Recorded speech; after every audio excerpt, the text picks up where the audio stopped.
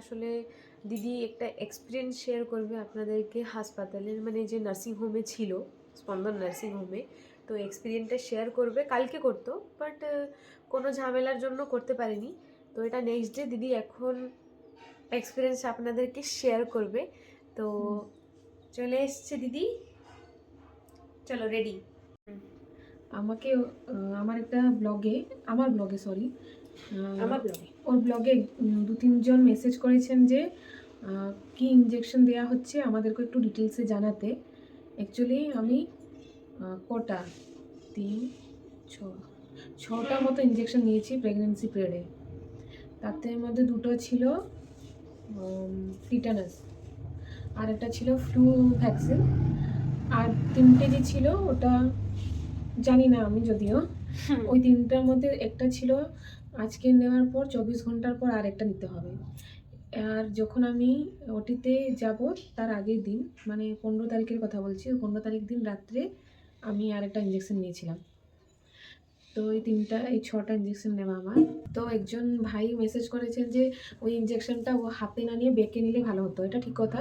আমি যে নার্সিংহোমে আমি দেখাতে যেতাম, ওই নার্সিংহোমের যে নার্সটা ছিলেন উনি বলেছিলেন যে একটু দাঁড়াতে দিলে উনি ওই ভ্যাকসিনটা দিয়ে দিবেন বলে, যেটা আমার 3টা যে ছিল একদিনে আর কি।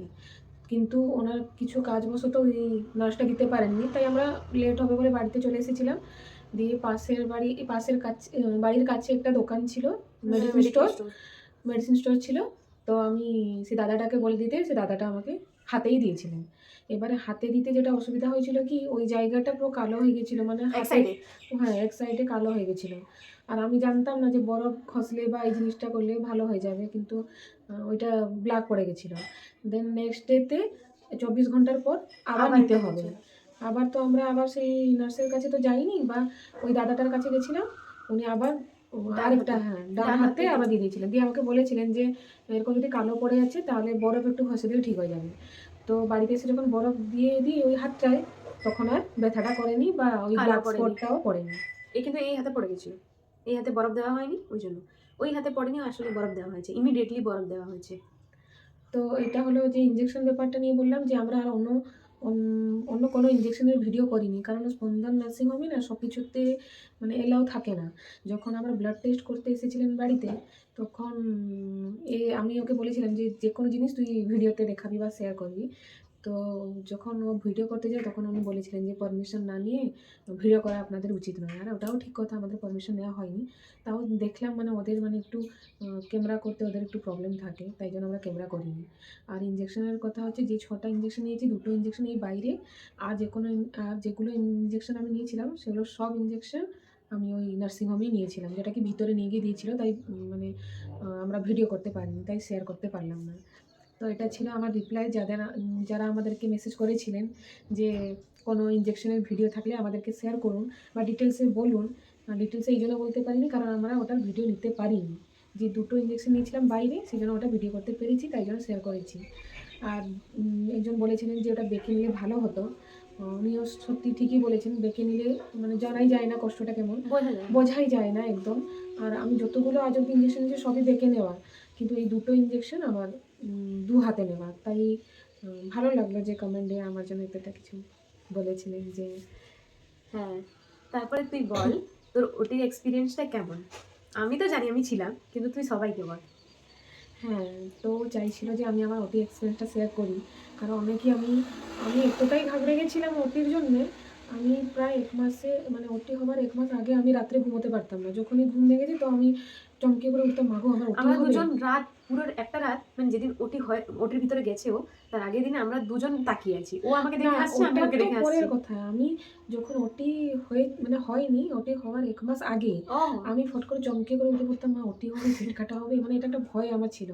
আর আমি এই নিয়ে সবাইকে মেসেজ কল ফোন করে জিজ্ঞেসও করেছি যাদের ওটি মানে হয়েছে, ওটি বা সি সেকশন হয়েছে। তো তারা সবাই বলতো যে কে বলতো পেন করে, কে আবার বলতো পেন করেনি, কে বলে অ্যানেস্থেসিয়া দিলে নাকি লাগে, বা বেঁকে একটা পেন হয়। হয়, সারা জীবনের জন্য তুমি একটা পেন নিয়ে চলবে, এরকম সবার কাছ থেকে শোনা। বা কিছুজন বলেছিল না না না একদম কোনো পেনই করে না। করে না। তো নিজে না হলে তো জিনিসটা বোঝা যায় না। তাই আমি পুরো ১ মাস ঘাবড়ে গেছিলাম। তারপরে সবাই বাড়ির লোকরা বোঝাতে আমি একটু মাইন্ডসেট করেছিলাম যে আমি যেকোনো জিনিসেই ১ম এ একটু মাইন্ডসেট করে নিই। যেরকম ইনজেকশন দেওয়া হচ্ছে, ইনজেকশন দিচ্ছে, থোড়ি না আমাকে কেটে দিচ্ছে। আমি এইটাই ভেবে ইনজেকশনগুলো নিয়ে নিই। সেরকম আমি ভেবেছিলাম পেট কাটা হবে, থোড়ি না আমার গলা কাটা হচ্ছে যে আমি ঘাবড়ে যাবো বা ইয়ে হয়ে যাবো। তারা পেটই তো কাটবে, থোড়ি না আমার গলা কেটে দিবে। এরকম করে আমি মাইন্ডটাকে সেট করেছিলাম। আর মাইন্ড সেট করতে, করতে বা ঠাকুর নাম বলতে পারো, ঠাকুরকে যথেষ্টই ভক্তি করি। করতে, করতে এমন একটা পজিশনে চলে এসেছিলাম যে কি আমার ওটি হবে, আমি একটা কেয়ারলেস টাইপের যাচ্ছিলাম। মানে যেরকম আমার কোনো ভয়ই নেই। না দিদি সত্যি কথা বলছি, ওর কোনো ভয় ছিল না। আমার কোনো যেন ভয় নেই। কী যে হলো আমি জানি না। ১ মাস আমি ঘুমোতে পারিনি এই জিনিসটার জন্যে। কিন্তু যেদিন যাচ্ছি তা ২-৩ দিন আগে থেকে আমার মাইন্ড পুরো সেট। তো হ্যাঁ, তো আমাকে একদম ভয় লাগেনি। তো আমার অ্যাকচুয়ালি ডেট ছিল 14th না 4 ফেব্রুয়ারি, যেটা ইডিডি যে ডেটটা দেয়া হয়েছিল ওটা হচ্ছে 4th ফেবে। কিন্তু আমার শরীর অসুস্থতার জন্য বা আমি সিজার করাবো বলে প্রথম থেকেই ডিসাইড করেছিলাম যে আমি নর্মাল ডেলিভারিতে যাব না, আমি সি সেকশনেই যাব। তাই জন্য ডাক্তার আমাকে ডেট দিয়ে দিয়েছিলেন। এবারে কিন্তু এটা ডেট আমার ফাইনাল করা হয়ে গেছিল। কিন্তু আমার এতটাই শরীর খারাপ হয়, যেরকম কি ইচিং হয় সারা বডিতে। এলএফটি টেস্ট করা হয়েছিল, তারপরেও আমাকে মেডিসিন ডাক্তার দিয়েছিলেন, আমি খেয়েওছিলাম, কিন্তু আমার কোনো কাজ দেয়নি। পুরো অল ওভার বডি আমার পুরো ইচিং হতো আর ব্ল্যাক স্পট হয়ে যেত। আর ইচিং মানে এমন ইচিং হতো, সারা রাত ঘুমাতে পারতাম না, খালি ইচিং চলছে আমার আর কি। বা করে যাচ্ছি বা চুলকে যাচ্ছি। এখন আছে? এখনও আমার সেই দাগগুলো রয়ে গেছে, মানে এতটাই কালো স্পট হয়ে গেছিলো পুরো অল ওভার বডি। এবার মেডিসিনও খেতাম কিন্তু কোনো কাজ দেয়নি। নেক্সট যেটা সিভিয়ার যে জিনিসটা ছিল আমার, ওটা হচ্ছে 5th মান্থ থেকে আমার কাশি হচ্ছিল। প্রচুর। কাশিটা হালকা হচ্ছিল। তারপরে হঠাৎ করে মানে যত প্রেগনেন্সি ডে আসছে, মানে 8 মান্থ 7 মান্থ বলবো, তারপর 9 মান্থে জিনিসটা আরও বেড়ে গেল। আর গলাতে এমনটাই কাশি হতো, পেটে পেন চলে আসতো আর কি, এমন কাশি হতো, মানে এতটাই গলাটাই ইনফেকশন হয়ে গেছিলো। এবারে এটার জন্যও আমি ডাক্তার দেখিয়েছি, কিন্তু ডাক্তার বললেন যে গলায় কোনো কিছু অসুবিধাই নেই, না কফ আছে না কোনো কিছুই অসুবিধা নেই, কিন্তু এটা প্রেগনেন্সির জন্যই হচ্ছে। প্রেগনেন্সি মানে ডেলিভারির পর এটা ঠিক হয়ে যাবে। কিন্তু ওই যে কাশিটা নিতে পারতাম না, তাই জন্য ডক্টর বললেন যে না, একে মানে ডেলিভারি একটু জলদি করাতে হবে। তাই জন্য আমার একটা ডেট ফিক্স করা হয়, ওটা হচ্ছে 16th জানুয়ারি। তো 20 দিন আগে আমার ডেলিভারিটা করানো হয়। তো 16 জানুয়ারি যখন ডিসাইড হলো যে ওই ডেটে আমার ডেলিভারি হবে, তো আমাকে 15 জানুয়ারিতে, মানে জানুয়ারি 15 সন্ধ্যাবেলাতে আমাকে ভর্তি করানোর কথা ছিল বা করা হয়েছিল। বলেছিলেন ওনারা একদিন আগে থেকে আমাকে অ্যাডমিট করাতে হবে। তাই আমরা 15 জানুয়ারিতে আমরা ভর্তি হতে যাই। মানে আমি ভর্তি হতে যাই, এরা সবাই আমাকে ছাড়তে গেছিলো, অনেকেই গেছিলো। ভিডিও আছে, ভিডিও আপনারা দেখেছেন, হ্যাঁ, অনেকেই আপনারা হয়তো দেখেছেন। ভিডিওটা দেখেছেন। এবারে আমি যখন গেছিলাম, তো আমার মনে যেটা হয় যে একটু ভয় তো ছিল, কিন্তু এবার খুশিও ছিল যে আমার বেবিকে আমি দেখবো বলে। তো আমি সেই খুশিটা নিয়েই গেছিলাম, কিন্তু আমার ভয় বলতে গেলে একদমই ছিল না। আমি জানতাম যে পেটই তো কাটছে, গলা তো কাটছে না, যেটা আগে বললাম। এবারে গেলাম, অ্যাডমিট হলো। যে মানে ফর্মগুলো ফিল আপ করতে হয়, আর এটাও হাজব্যান্ড বলো শুনুন বা না, আমি এটাও জানতাম না যে আমি থাকবো, হঠাৎ করে হয়েছে না? এবারে যেকোনো নার্সিংহোমে আমরা তো নার্সিংহোমে কেবিন একটা নিয়েছিলাম। এবারে সেই কেবিনে তোমরা বাড়ির লোক মানে যে কোনো জন থাকতে পারবে, একজন। এবারে বাড়ি একজন থাকতে পারলে তোমার হাজব্যান্ডদেরকে এলাও নেই, মানে জেন্টসদেরকে এলাও নেই রাত্রে থাকার জন্য, যেহেতু আয়ারা থাকে। তাই ও ছিল মানে আমার সঙ্গে, যদিও মানে কিছু করতে হয় না, কিন্তু একটা সাপোর্টের জন্য থাকতে। উঠে পড়েছি। এবার তুমি বুঝছি বাবা, বল বল বল। আচ্ছা এখানে তো কি বলছিলাম যেন? ওটির ভিতরে হ্যাঁ, যেদিন আমি অ্যাডমিট হই সেদিন আমার হাজব্যান্ড ছিলেন, তারপরে পিউ ছিল, মানে অনেকেই গেছিলেন আমার সবাই দাদারা। অলমোস্ট 11টা কি 11টা পর্যন্ত, 11:30 হ্যাঁ, পর্যন্ত ছিল। আমরা প্রায় গেছি এখান থেকে 7টার দিকে, আর সেখানে সবাই রাত 11টা 10 10:30 11টা অবধি সবাই ছিলেন। এবার এরা ছিল, তখনই আমাকে নার্স এসে নিয়ে গিয়ে ভিতরে আমার চেক করা হয় বেবির মুভমেন্ট কেমন চলছে। আর একটা যে ইঞ্জেকশনটা আমি বলছিলাম যে 24 ঘন্টা পর নিয়েছিলাম, মানে 24 ঘন্টার পরে আরেকটা যে ইঞ্জেকশন ছিল, ওই ইঞ্জেকশনটা আবার আমাকে দেওয়া হয়, বেঁকে দেওয়া হয়। আর ওটা চেক করা হয় বেবির মুভমেন্টটা কেমন কি আছে। তখন একটু হালকা বুঝতে পারেননি, দিয়ে জিজ্ঞেস করছেন কি বেবি আজকে মুভমেন্ট করেছিল ভালো করে? আমি বললাম হ্যাঁ, এইক্ষুনি একটু আগেই মুভমেন্ট করেছে। বলছে আচ্ছা ঠিক আছে, তুমি ফ্ল্যাট হয়ে ঘুমিয়ে আছো তো, তাই জন্য ওটা বুঝতে পারিনি। তো ইঞ্জেকশন নিয়ে আমি আবার বাড়িতে চলে আসি বলছি, আমি ওই কেবিনে ব্যাক করি। কেবিনে বেক করার পর এরা সবাই আমাকে জিজ্ঞেস করে কি হলো, কিছু ইঞ্জেকশন দিল নাকি। আমি বলি হ্যাঁ ইঞ্জেকশন একটা দিয়েছে আর আমি ঠিকই আছি। তো ইঞ্জেকশন যতটা আমার এতটা লাগে না, আর বেঁকে দিতে তো একদমই লাগে না, কিন্তু হাতে ওই জিনিসটা অনেকটাই বোঝা যায় যে হাত তুলতে পারি না। যেটা আমার দিয়েছিল ওটা আমি 1-2 দিন এরকম হাত তুলতে পারিনি, ওটা কালো পড়ে গেছিলো আর লাগতো, হাতটা পেন করতো আর কি। এবারে তারপরে আমাকে রাত্রে এসে রাত 12টা না 10:30টা দিকে আবার নার্সরা বলে গেলেন যে রাত যা খাবার খেয়ে নাও আর জলটাও খেয়ে নাও। আর খাওয়া 12টার যাবে না। পরে কাল সকালে যে ওটি হবে তোমার, আমার ওটি টাইম দিয়ে দিয়েছিল 8টা দিকে। এবারে বলেছিলেন যে 12টার আগে তুমি সব খাওয়া জল কমপ্লিট করে নাও, 12টার পর থেকে তুমি এক ঘুঁটো জল খাবে না। আর যেহেতু আমার থাইরয়েড মেডিসিন চলতো, থাইরয়েড আমার ছিল না কিন্তু বর্ডার লাইনে ছিল, তার জন্য ডক্টর আমাকে মেডিসিন প্রেসক্রাইব করেছিলেন। ওইটার জন্য বলেছিলেন যে সকালে উঠে তুমি যেটুকু জলে ওই থাইরয়েড মেডিসিনটা খাওয়া যায় ওইটুকু জলে তুমি খাবে। যেরকম একটা ঠিপি, মানে একটা বলে না বটলের যে ঠিপ, আমি নিজে দেখেছি এইটুকুতে খেয়েছি, পুরো এইটুকু। হ্যাঁ বলছে এক ঘুঁটো নয়, এক ঘুঁটের চেয়েও কম, যতটুকু তুমি ওটা খেতে পারবে আর কি। তো আমি বলেছিলাম ও ঠিক আছে আমি ওটা খেয়ে নেবো। আর ওটা আমাকে বলেছিলেন 10:30 নাগাদ এই কথাটা বলে গেছিলেন যে 12টার পরে আর কিছু খাওয়া যাবে না, জলও খাওয়া যাবে না। আর এটাও বলে গেছিলেন যে সকালে উঠে 5টার সময় ট্রাই করবে ওই মেডিসিনটা খেয়ে নিতে, দিলে তোমাকে ওটিতে নিয়ে যাওয়া হবে 8টা দিকে। তো আমি কি করলাম, সারা রাত তো আমি ঘুমোতে পারিনি, ভয়ে নয়, ভয় না, একটা নতুন জায়গায় গেছি তো।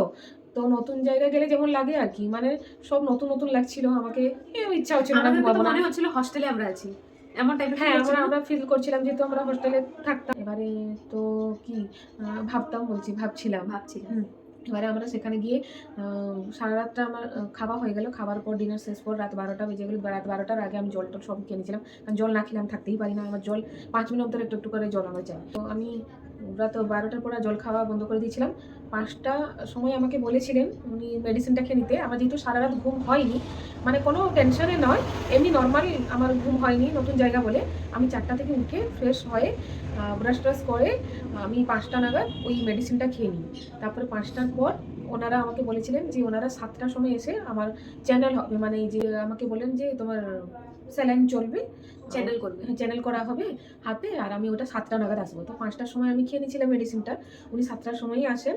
এবারে আমার স্যালাইন দেওয়া হয়, তারপরে আমি আমাকে বাইরে যেতে বললেন, তাই জন্য আমি ভিডিওটা করিনি। হ্যাঁ ওনারা যে কোনো জিনিস মানে কি ইনজেকশন একটা দিলে বা একটা স্যালাইন চালালে অনেক বলবেন যে আপনারা বাইরে যান, মানে বাড়ির যে কোনো লোক বা আয়া থাকলেও তাদেরকে বলবেন তোমরা বাইরে যাও। তাই ও ভিডিও করতেই পারেনি, যা যেটুকু নিয়েছে সেটুকু, মানে কি যারা হয়তো বলেনি যে যাও বাইরে, তখন একটু একটু করে নিতে পেরেছে, না হলে ওরা ডাইরেক্টই বলে দেয় যে বাইরে চলে যেতে। এবারে তারপরে যখন আসেন আমার চ্যানেলও হয়ে গেল, তখন যখন আমাকে স্যালাইনটা দেওয়া হয় তখন একটু মাথাটা কেমন একটু করছিল, মানে যেরকম উইক লাগছিল কেন জানি না। দিয়ে ও আমাকে বললো যে তুই একটা কাজ কর, 8টার সময় তো ওটি হবে, তুই 7টা থেকে 8টা 1 ঘন্টা এমনি ঘুমিয়ে চোখ বন্ধ করে থাক, দেখবি তোকে ভালো লাগবে। দিয়ে আমিও ভাবলাম যে এটা ঠিক কথা, যে আমার মাথাটা এরকম হঠাৎ করে ঘোরাচ্ছে, মানে কোনো ভয়ও নেই বা কোনো কষ্ট যে পাচ্ছি তাও নয়। এবারে আমি বললাম না একটু চোখ বন্ধ করে পড়ে থাকা ভালো। দিয়ে মাইন্ডকে কুল করার জন্য একটু মন্ত্রপাঠটা সব করে নিলাম, যেগুলো আমি রোজই করি। তারপরে আমি ঘুমিয়ে গেলাম, মানে ঘুমিয়ে গেলাম বলতে গেলে একটু গড়ছিলাম আর কি। দিয়ে উনি আবার এলেন, দিয়ে আমি ওনাকে বললাম যে আমার না কাশি প্রচুর হচ্ছে, আর তখনও আমার প্রচুর কাশি হচ্ছিল। যেদিন ডেলিভারি তার সকালেও মানে হ্যাঁ কাশি প্রচুর হচ্ছিল। আমি বললাম, তো উনি বললেন ও কাশি হচ্ছে, তাহলে ঠিক আছে আমাদের নিচে দোকানটা খুললেই আমি তোমার জন্য মেডিসিনটা নিয়ে আসতে হবে। আর ভালো হয়েছে তুমি আগে থেকে জানিয়ে নিলে, তাহলে কোনো একটা ইঞ্জেকশন দেওয়ার ছিল মনে হয়। উনি বললেন আর সেই ইঞ্জেকশনটা দেওয়া হবে না, কারণ তোমাকে মেডিসিন তো দেওয়া হবে, তুমি তো আগে থেকে বলে দিলে কাশি হচ্ছে বলে, এরকম কিছু একটা বললেন। তারপরে ঠিক 8টা বাজতে কত 15 মিনিট বাকি ছিল, উনি আমাকে এসে বললেন যে এবারে চলো তোমাকে রেডি করা হবে ওটির জন্যে। এবারে আমি বলছি আমার তো বাড়ির লোকরা এখনও আসেনি, কিন্তু তার আগের দিন ওনারা বলে দিয়েছিলেন যে বাড়ির লোকদেরকে বলে দিবে 7:30 নাগাদ চলে আসতে, কারণ 8টার সময় তোমার ওটি হবে। এবার আমি বাড়ির লোককে জানিয়েও দিয়েছিলাম, আমার বোনও জানিয়ে দিয়েছিল, কিন্তু ওনারা একটু লেট করে গেছিলেন আসার জন্যে, কিন্তু না ঠিক টাইমে পৌঁছে গেছিলেন, কিন্তু একটুখানি লেট হয়েছিল। তো ওনারাও নিয়ে গেছিলেন 8:45-তে, হ্যাঁ তাড়াতাড়ি নিয়ে গেলেন একে রেডি করার জন্য। এখানে যারা রেলেতে চাকরি করে বা রেলেতে ডিউটি করে সেই টাইমটা রেল গেট খোলে, তো তখন অনেক লোক সেখানে ভিড় হয়ে যায়। আর আমার বাবা ওই পাশ দিয়েই যাবেন বলে রেডি হয়ে বেরিয়েছিলেন, কারণ ওই পাশটা যেতে পারেনি, অনেকটাই ভিড় ছিল বলে আটকে গেছিলেন, ওই জন্য একটু লেট হয়ে গেছিলো। কিন্তু আমার যে হাজব্যান্ড আর ওর যে বান্ধবী জসমিন, এরা দুজন আগে থেকে বেরিয়ে গেছিলো, কিন্তু আমার বাবা মা দুজনেই বেরোতে পারেননি। ওরা প্রচুর তাড়াতাড়ি চলে এসেছিল। হ্যাঁ, ওরা শুনে প্রচুর তাড়াতাড়ি যে চলে দিদিকে রেডি করতে নিয়ে যাওয়া হয়েছে এটা শুনে তাড়াতাড়ি চলে হ্যাঁ, এসেছে। এবারে আমাকে 8টা বাজতে 15 মিনিট বাকি ছিল, আমাকে ভিতরে নিয়ে যাওয়া হয়। দিয়ে তারপরে ভিতরে নিয়ে গিয়ে আবার বেবির মুভমেন্ট চেক করা হয়। ওটির জন্য আমাকে পুরো সাজিয়ে দেওয়া হয়, যা যেরকম ড্রেস পরানো হয় যেরকম।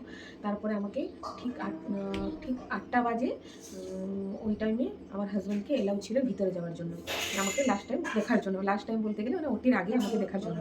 তো আমার হাজব্যান্ড যখন আসে আমি কেঁদে ফেলেছি, ভয়ে কাঁদেনি, মানে আমি কাঁদছি মানে যে আমি হয়তো ভাবছিলাম যে তোমাদেরকে না দেখে আমি ওটির ভিতরে চলে যাবো, সেই জিনিসটা, সেই জন্য আমি একটু কেঁদে ফেলেছিলাম। তারপরে ওটার আমাকে আমার হাজব্যান্ডের সঙ্গে 5 মিনিট মতো টাইম দেওয়া হয়েছিল কথা বলার জন্য। 5 মিনিট পরে তারপরে ওনারা বললেন যে এবারে আপনি বাইরে যেতে পারেন, কারণ পেশেন্টকে ওটিতে নিয়ে যাওয়া হয়। এবারে 8টা 5 দিকে মনে হয় আমাকে ওটিতে নিয়ে যাওয়া হয়, কারণ আমি টাইমটা দেখেছিলাম না। আমি এইটুকু পরে জানতে পেরেছি যে আমার হাজব্যান্ডকে যে ভিতরে এলাও করা হয়েছিল ওটা 8টা বেজেছিল আর কি। ওনারা বলেছিলেন 8টার সময় ওটি হবে, তো ওনারা একটু টাইম দিয়েছিলেন 5 মিনিট কথা বলার জন্যে। 5 মিনিট কথা বলার পর আমাকে মনে হয় 8টা 5 দিকে আমাকে নিয়ে গেছেন ওটির ভিতরে। নিয়ে প্রথমে আমাকে চোখে যে মাস্ক টাইপের দেওয়া হয়, যেরকম কিছু আই মাস্কগুলো যে হয়, তো ওইগুলো দেওয়া হয়েছিল, কারণ আমি যেরকম না দেখতে পারি আমার কি হচ্ছে না হচ্ছে। এবারে ওইটা দিয়ে দেওয়া হয়। আর আমার এই যে প্রেসার চেক করার জন্য, প্রেসার যে আপ ডাউন করে ওইটার জন্য, ওই প্রেসারটার জন্য ওইটা বাঁধা হয়। আর আমাকে বলেন যে শুয়ে পড়তে। দিয়ে তখন দেখছি অনেকক্ষণ পর ওনারা এলেন, মানে যারা যে অ্যানেস্থেসিয়া দিবেন, আর উনি যে ডাক্তার যিনি চলে এসেছিলেন, ভিতরে সবাই ছিলেন, কিন্তু ওনারা আবার সেই ভিতরে থাকতে থাকতে চা খেতে গেলেন মনে হয়। দিয়ে বলছেন যে চা খেতে যাব না, লেট হয়ে যাবে না, একটু তো চা খাওয়া যায়, এরকম কিছু একটা এরকম কনভারসেশন হচ্ছিল। দিয়ে ওনারা একটু লেট করলেন আসতে, মানে হয়তো আমি তখন 10 মিনিট খানি এমনি নর্মালি সেই যে বেডে হ্যাঁ ঘুমিয়েছিলাম ভিতরে, ওটি রুমের ভিতরে। দিয়ে আমাকে পজিশন মতো তারপরে দেখলাম যে একজন নার্স ও হাত দুটো এরকম করে ধুয়ে এরকম করে আসছেন। তখন আমি বুঝতে পারলাম যে এবারে আমার মনে হয় ওটিটা স্টার্ট হবে। কিন্তু তখনও ডাক্তার ভিতরে ছিলেন, কিন্তু ওটির জাস্ট বাইরে আরেকটা রুম আছে, সেই রুমের বাইরে ওনারা সবাই মিশে মনে হয় একটা কিছু গল্প করছিলেন, মানে এরকম নর্মালি একটা কনভারসেশন চলছিল ওনাদের মধ্যে। আর যে নার্স আর ও নার্সকে যে হেল্প করতো ওরা দুজন ভিতরে ছিলেন আমার সঙ্গে। দিয়ে তারপরে হঠাৎ করে সবাই একসঙ্গে ঢুকলেন, মানে 10 মিনিট পর। 10 মিনিট পর ঢোকার পর আমাকে বসিয়ে দিলেন আর কি। আমি ঘুমিয়েছিলাম তো, চোখটা কিন্তু বন্ধ ছিল, মানে যখনই আমি ঢুকি তার সাথে সাথেই আমার চোখটা বন্ধ করে দেওয়া হয়েছিল। দিয়ে আমাকে আবার বসিয়ে দেওয়া হলো। দিয়ে আমাকে বললেন যে এবারে কিন্তু তোমাকে অ্যানেস্থেসিয়াটা দেওয়া হবে। দিয়ে আমি বললাম ঠিক আছে। দিয়ে বললেন নড়বে না, কিন্তু তোমাকে কিচ্ছু করতে হবে না, তুমি শুধু বসে থাকবে। আমি বললাম ঠিক আছে। এবারে আমিও দেখলাম ওনারা ভিতরে, ওটির ভিতরে প্রায় ছিলেন 7-8 জন উপরে। এবারে যে আমাকে দিচ্ছেন ইঞ্জেকশনটা পিঠে বেঁকে, আরেকজন উনি আমাকে মানে কিভাবে প্রেস করতে হয়, মানে কিভাবে আমি নুইব নিচে, ওটা আমাকে করতে হচ্ছে না, উনি করে দিচ্ছেন। আরেকজন ইঞ্জেকশনটা পিঠে মানে বেঁকে অ্যানেস্থেসিয়াটা দিচ্ছেন। এবারে দেওয়ার পর যখন দিলেন তখন একটা হালকা, যেরকম আমরা নর্মালি ইঞ্জেকশন যেরকম নিই সেরকমই আমাকে লাগলো। যেরকম নর্মাল ইঞ্জেকশন যেগুলো নিই পুরো সেরকমই নর্মাল। আমি কিন্তু আগে অনেক লোকের কাছে শুনেছিলাম যে হ্যাঁ একটু লাগে, বা হ্যাঁ জোর করে ফুঁড়ে দেয়, আবার কে বলছে না না লাগে না, কে বলছে হ্যাঁ লাগে, যথেষ্টই লাগে। কিন্তু আমাকে যেটা দিয়েছিলেন হালকা জাস্ট লাগলো। দিয়ে আমি বলছি লাগছে। দিয়ে বলছে কী লাগছে, ওনারা আমাকে ইয়ার্কি বা মাইন্ড ডাইভার্ট করার জন্য বলছিলেন কী লাগছে, রেজাল্টটা কী হবে তাই জন্যে। আমি বললাম না না, সব কিছু মিলিয়ে আমাকে ভয় লাগছে। আমি এরকম নর্মালি এরকম ইয়ার্কি করে বলে দিয়েছিলাম আর কি। তখন দেখছি যে ইঞ্জেকশনটা দেওয়ার পর হাত পাগুলো হঠাৎ করে, মানে 1 সেকেন্ডও যায়নি, হাত পাগুলো ঝিমঝিম করা স্টার্ট করলো। ঝিমঝিম মানে জাস্ট নর্মাল একটা ঝিমঝিম যেরকম করে পাগুলো, যেরকম অনেকক্ষণ বসে থাকলে যেরকম লাগে, পাগুলো নিচে রাখতে গেলে দেখবে একটা ঝিমঝিম লাগে, ওরকম টাইপের দুটো পা হালকা হালকা শুরু করলো। তারপর দেখছি পেটের কাছে এবারে আমাকে রেডি করা হচ্ছে, কারণ আমি যে চোখটা যে বন্ধ করা আছে, আমি একটু চোখে নিচ করে আমি দেখতে পাচ্ছি যে আমার সঙ্গে কি হচ্ছে না হচ্ছে, মানে কি হচ্ছে মানে কি একটু আন্দাজ করতে পারছিলাম। ওনারা আমার পেটে তখন হাত দিচ্ছেন বা পেটে মানে রেডি করা হচ্ছে। তখন আমি ওনাদেরকে বলছি দাঁড়ান, মানে যখন পেটে হাত দিচ্ছে তখন তো আমি অনুভূতিটা বুঝতে পারছি যে না পেটে হাত দিচ্ছে। আমি বললাম দাঁড়ান, আমার সেন্স যায়নি। দিয়ে ওনারা তখন আবার হাসছেন, দিয়ে বলছেন না তুমি কি ভেবেছো আমরা সেন্স না গেলে তোমার অপারেশন করে দিব, আমরা সেরকম করবো না। দিয়ে আমি বললাম হ্যাঁ ঠিক আছে। কমেডি। তখন তারপরে আমি বুঝে গেলাম যে না আমার এবার ওটিটা স্টার্ট হলো, কারণ বুঝতে পারছি কিন্তু কোনো তো লাগবে না, এটা তো স্বাভাবিক লাগবে না, কিন্তু আমাকে আরও বেশি মজা লেগেছে, মানে পুরো ঠান্ডা ঠান্ডা লাগছিল। আর আমি পুরো মজাই ছিলাম, মানে কোনো ভয় ছিল না। আমি জানি ওনারা যেটাই করবে পারফেক্টই করবে, কারণ ডাক্তার তো খুবই ভালো। এবারে ওটি হলো, ওটি হওয়ার মাঝখানে যখন আমার বেবিকে কাড়া হয় তখন ওনারা বলে দিয়েছিলেন প্রথমে, এবার মানে ওনারা প্রত্যেকটা স্টেপে আমাকে বলে বলে যাচ্ছেন যে এরকম হবে ওইরকম হবে, তুমি ভয় পাবে না। তখন যখন বেবি কাড়ার সময় তখন আমাকে বলছেন যে, তো আমাকে বললেন তোমার একটা হার্টে প্রেশার আসতে চলেছে, ওটা নিয়ে ভয় পাবে না, ওটা বাচ্চা তোমার পেট থেকে কাড়া হবে তো তাই জন্য ওটা প্রেশার একটা ফিল করবে, ওটা যেন ভয় পাবে না। দিয়ে আমি বললাম হ্যাঁ ঠিক আছে। তারপরে ওটা যখন বাচ্চা কাড়া হয়ে যায় তখন মানে বেবিকে যখন কাড়া হয়ে যায় তখন একটা ছোট্ট একটা ট্যাবলেট আমাকে মুখে দিলেন, দিয়ে বললেন ওটাকে চিবিয়ে তুমি জিভের নিচে রেখে দিবে। আর দিয়ে আমি বললাম ঠিক আছে। দিয়ে আমি ওটাকে চিবালাম, জিভের নিচেও রাখলাম, কিন্তু আমি ওটাকে খেয়ে ফেলেছি, আমি জানতাম না ওটা খাওয়া হবে না বলে। এবারে আমাকে বলছে যে যে ট্যাবলেটটা আমরা দিয়েছিলাম তার কিছুক্ষণ বাদে মানে দু মিনিট খানি বাদে বলছে যে ট্যাবলেটটা দিয়েছিলাম এবার ওই ট্যাবলেটটা ফেলে দাও, মানে এরকম করে তোমাকে সেই মুখের কাছে একটা ট্রে টাইপের নিয়ে এসেছেন ওইটাই ফেলতে বলছেন আর কি। দিয়ে আমি বলছি আমি তো ওটাকে খেয়ে নিয়েছি, মানে তখন কিন্তু ওটি চলছে, আমি তখন বলছি আমি যে ওটাকে আমি খেয়ে ফেলেছি। তখন ডাক্তার হেসে আমাকে বলছেন ও কাল রাত্রে কিছু খাইনি তো তাই খিদা পেয়েছে, খিদার চোটে মেডিসিনটাও খেয়ে নিল। দিয়ে আমি তখন হাসলাম। দিয়ে তারপরে ওটি মোটামুটি কমপ্লিট হয়ে গেল দেখলাম। তারপরে সেই মানে মাস্কের নিচে দিয়ে একটু দেখছিলাম যে ওনারা বেরিয়ে গেলেন, তখন আমি বললাম যে ওটিটা কমপ্লিট হয়ে গেল। ওটি থেকে আমাকে নিয়ে যাওয়া হলো এমার্জেন্সি ওয়ার্ডে। এমার্জেন্সি ওয়ার্ডে নিয়ে যাওয়ার কারণ হচ্ছে ওইখানে আমি জিজ্ঞেসও করেছিলাম যে আমাকে এমার্জেন্সি ওয়ার্ডে কেন রাখা হয়েছে, আমার তো কেবিন নেওয়া আছে। কিন্তু ওনারা বললেন যে কেবিনে যদি তোমার শরীর বেশি খারাপ হয়ে যায় তাহলে কেবিনের ভিতরে তোমার অক্সিজেনগুলো যাবে না, অক্সিজেনগুলো বলছি মানে অক্সিজেন যাবে না, মেশিনগুলো বড় বড়। বা যদি অন্য কিছু খারাপ হয় শরীর তাহলে এখানে খোলামেলা তো এমার্জেন্সি ওয়ার্ডে, তাহলে এখানে আমরা ট্রিটমেন্ট করতে পারবো, কিন্তু কেবিনে সেটা সম্ভব নয়। তাই আমরা প্রত্যেকটা পেশেন্টকে একদিন মানে ডেলিভারি হবার যেদিন ডেলিভারি হয় ওই একদিন আমরা তোমার এমার্জেন্সি ওয়ার্ডে রাখি, তারপরে আমরা কেবিনে শিফট করে দিই। তো আমাকে ওটি থেকে বের করে ওই এমার্জেন্সি ওয়ার্ডে রাখা হয়। তখন 1 ঘন্টাখানে আমার গায়ে কাঁপুনি আসে আর কি, মানে আমি পুরো কেমন একটা বুঝতে পারিনি, মানে এই জিনিসটা আসলো কখন, মানে যখন ওটিটা কমপ্লিট হলো, যখন আমাকে নিয়ে আসছে ওরা, তখন যখন বেডে এনে রেখে দেয় সেই বেডে থাকার পর থেকে মানে 1 ঘন্টাখানে আমার কাঁপুনি হয়। তার মধ্যে ডক্টর কিন্তু ভিজিট করতেও আসেন যে কী হচ্ছে, আমি বললাম এমনি শরীরে না আমার প্রচুর কাঁপুনি হচ্ছে জোর করে। তো উনি বললেন হ্যাঁ এটা 1 ঘন্টার হয়, 1 ঘন্টার পর ঠিক হয়ে যায়। ওই যে 1 ঘন্টার জন্য যেটা কাঁপুনিটা আমাকে দিয়েছিল ওটার জন্য আমাকে 3টা খানি কম্বল মানে ঘুরিয়ে দিয়েছিলেন আমাকে। এবার তখন কিন্তু আমার যে আয়া উনিও চলে এসেছিলেন। তখন আয়াকে একটা নার্স বলেন যে পেশেন্টকে তো প্রচুর কাঁপাচ্ছে শরীরটা, আপনি একটা কাজ করুন, একটা হট ওয়াটার বেগ যেগুলো হয় ওগুলো এনে পায়ে দিন, 2 পায়ে সেঁক দিতে আর কি। তো আয়াটা বললো ঠিক আছে। দিয়ে একটা নার্স এনে আমাকে জিজ্ঞেস করছেন যে তুমি পায়ে কি গরমটা অনুভূতি করতে পারছো? আমি বললাম না, কারণ তখন আমার অ্যানেস্থেসিয়ার যে অ্যানেস্থেসিয়া যে নিয়েছিলাম ওটা পাওয়ারটা কাটেনি। তো আমি তো বুঝতে পারছি না যে আমি পায়ে গরম আছে কি ঠান্ডা আছে, আমি তো কিছুই বুঝতে পারছি না, আমি তখন কেঁপে যাচ্ছি।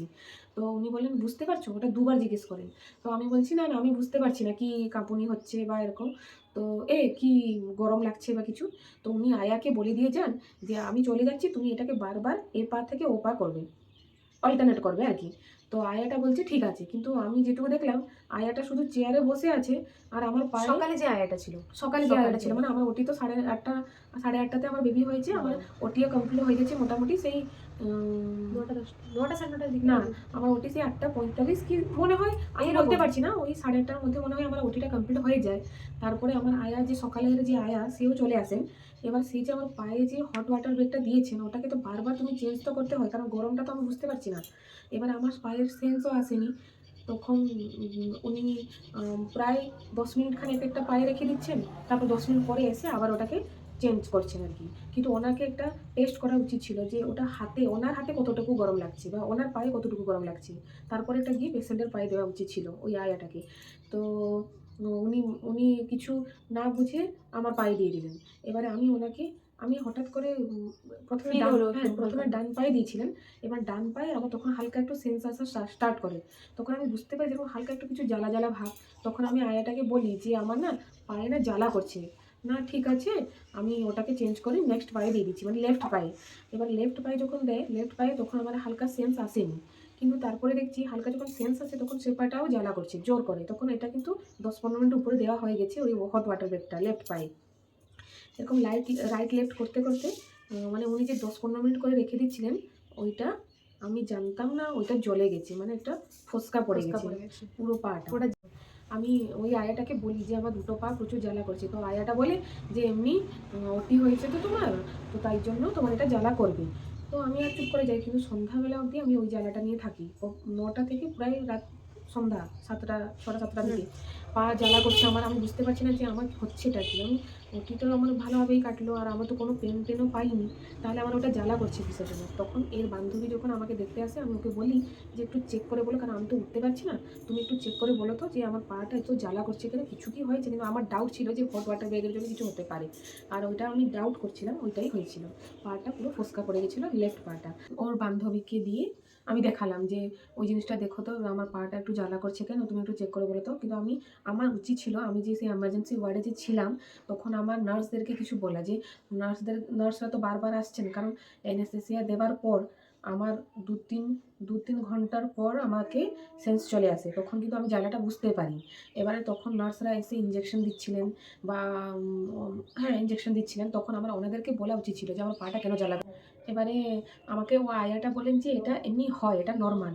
তো আমি ভাবছি তাহলে সন্ধ্যা বাজতে যায়, এটা নর্মাল কি করে হতে পারে, মানে এত জ্বালা করছে পাটা আর আমি উঠেও দেখতে পাচ্ছি না, কারণ সেই দিনই আমার অপারেশন হয়েছে। তখন আমি যখন এর বান্ধবীকে বলি, ও যখন দেখে দিয়ে আমি ওকে বলি যে তুমি একটা ফটো তুলে আমাকে দেখাও, যে আমি দেখতে চাইছি, যে আমি না ফটো তুলে আমাকে তুমি দেখাও যে কি হয়েছে পাটা, আমার এত পাটা জ্বালা করছে কেন।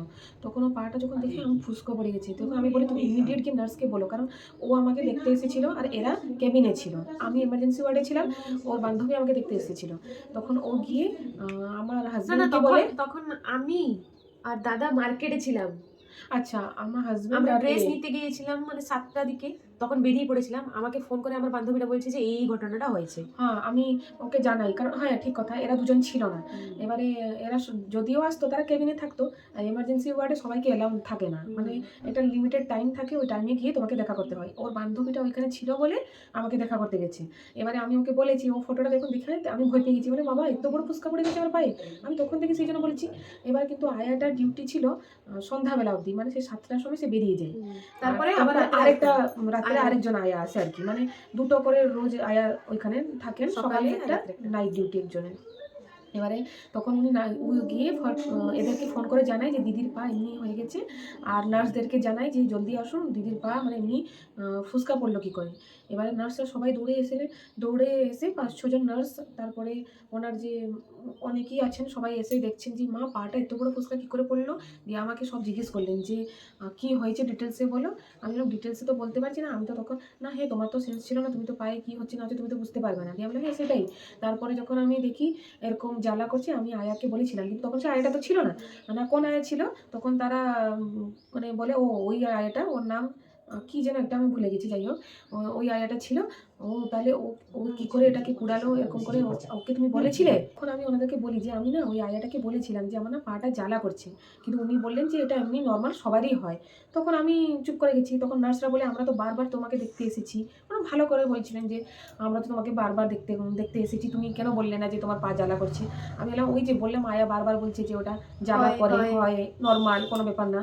7টা অবধি যখন আমি সহ্য করতে না পারলাম, তখন আমি আমার সেই পিউর যে বান্ধবী জসমিনকে ওকে বলতে ও বললো, ও দেখলো আর কি। ইমিডিয়েটলি। তারপর আমার হাজব্যান্ড আসে, ও আসে, আমার বাড়ির লোকরা সবাই চলে আসে। তারপর যখন দেখে সবাই তো রেগে আগুন যে এটা কিভাবে পুড়লো, কেন পুড়লো। তখন তো ওরা ভয় পেয়ে গেছে। তখন ওই নার্সরা সবাই ভয় পেয়ে গেছেন, ওখানে যারা ইনচার্জে ছিলেন ওনারাও সবাই এসে, তারপরে ডাক্তারকেও ডাক হলো।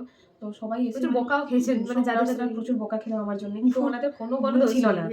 ভুল বলতে গেলে ও আয়াটারই মোটামুটি ভুল ছিল। যে সকালে যে আয়া, রাত্রে যে আয়াটা ছিল ভালো ছিল। ভালো, ওনার একটু দেখা উচিত ছিল যে আমি একটু টেস্ট করি আমার হাতে ওটা লাগছে কিনা। যদি এত গরম আছে তাহলে আমার হাতে যদি এত গরম লাগে, তাহলে একজনের পায়ে রাখলে তার কত গরম লাগতে না পারে, কারণ ও তো বুঝতে পারছে না। ওটা আয়ার একটু আগে থেকে যাচাই করা উচিত ছিল, কিন্তু উনি করেননি।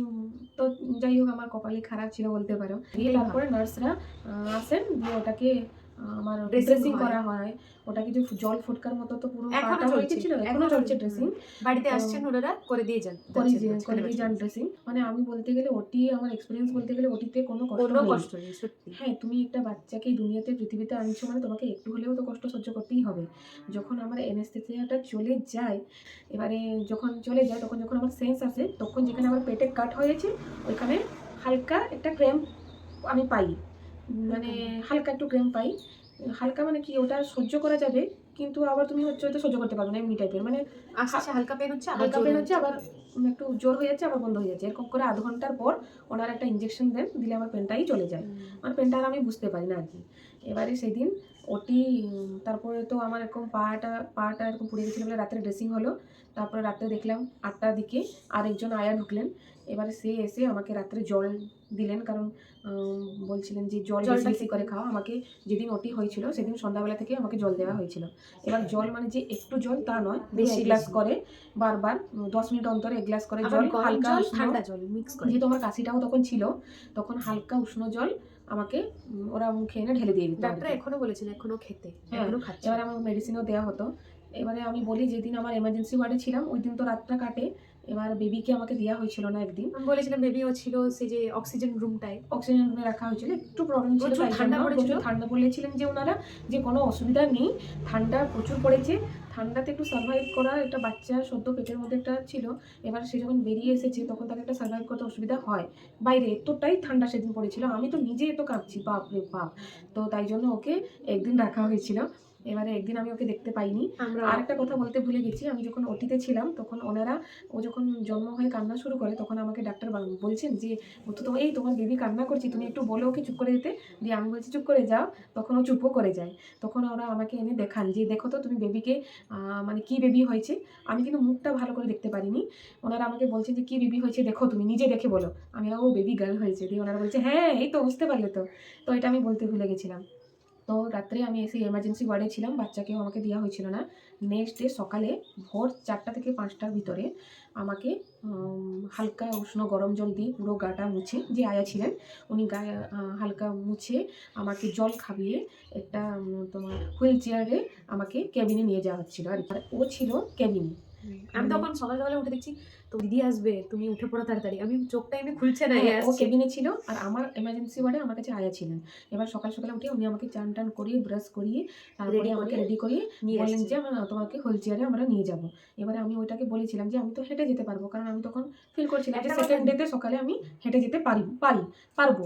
তো উনি বললেন না না তোমার পায়ে যেটা হয়েছে তো তাই তুমি জন্য একটু রিস্ক নাও না, পায়ে যেহেতু সদ্য হয়েছে জিনিসটা, তাই তুমি এমনি একটু হুইল চেয়ারে চলো। চলো।